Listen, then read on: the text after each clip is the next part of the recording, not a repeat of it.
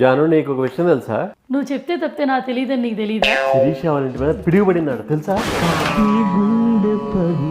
వాళ్ళ కిచెన్ బానే ఉందా? కిచెన్ మీద పడిందా? వాళ్ళ కిచెన్ గురించి నీకు కంగారేంటి? వాళ్ళు బాగున్నారని అడగవా? వాళ్ళు బాగున్నారా? వాళ్ళు బానే ఉన్నారు, నువ్వు కంగారు పడాల్సింది ఏం లేదు. వాళ్ళ కిచెన్ బాగుందా?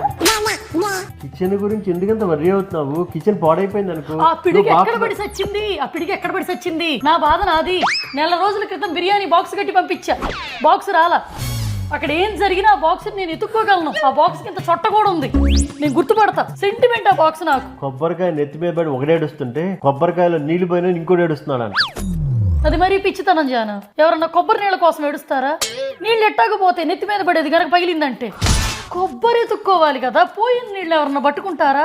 కొబ్బరి చూసుకోవాలి జాను. కాయలో కొబ్బరి చూసుకోవాలి. ఏం మనసులో ఏంటో కామన్ సెన్స్ లేకుండా పోయింది. నేను వెళ్ళి నా చొట్టపడ్డ డబ్బా ఎత్తుక్కొచ్చుకుంటా.